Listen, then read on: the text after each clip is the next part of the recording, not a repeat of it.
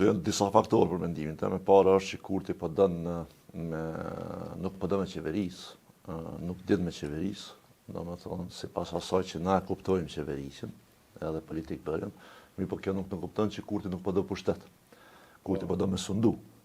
E sundimi mundsohet dikuj që do me sundu vetëm duke mos pas institucione të cilat e kanë përgjegjësinë dhe obligimin kushtetues me mbikëqyr dhe monitoru punën e qeverisë apo jo.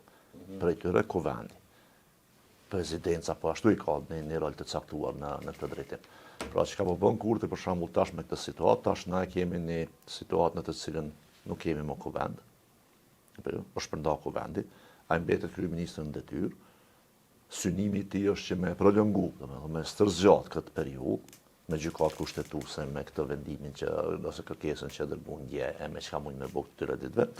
Më falni javën e kaluar edhe javën tjetër, dhe në këtë drejtim, domethënë për të është një situatë e cila i përngjason vitit të kaluar, në të cilën ai na e përsërisë shpesh që Kosova nuk ka kuvend, po ka qeveri.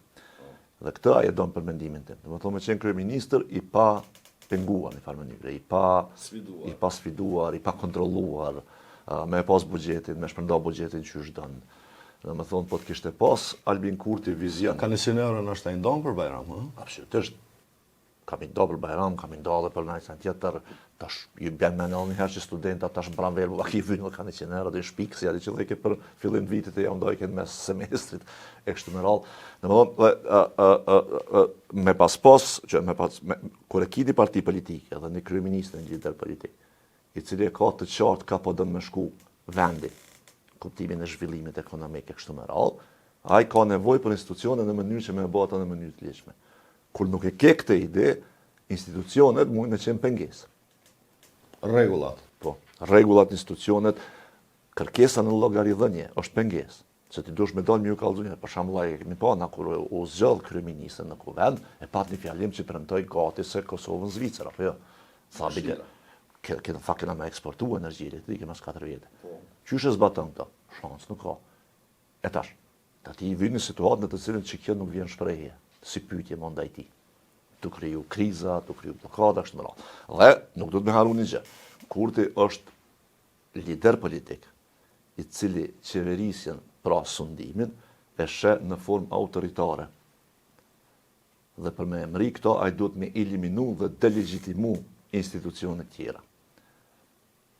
Dhe më thonë, që ka po për shembull me opozitën, nëse e shohim me kalimin e kohës.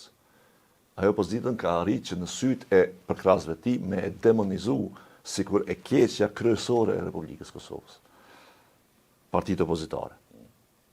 Një kur u flit ke këtu që jo e ka me listën sërbe kështu me radhë. Jo, nuk e pas ka me listën sërbe. E ka me PDK-n, me LDK-n, se po do mi eliminu. Edhe me AK-n. Se për listën sërbe e pam që nuk ka kur farë problemi me ta. Për shembull, e pa dje,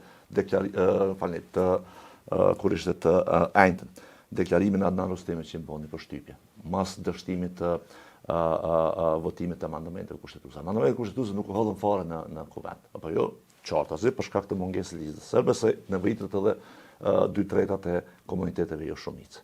Edhe Dula i tha PDK-ja, LDK-ja s'patë mbëllën për ta. Ato dështuan për shkak që s'ke lista sërbe. Kjo tha jo, tha dështuan për shkak të opozitës. Do më thonë, këta nuk ka lidhje me fakti.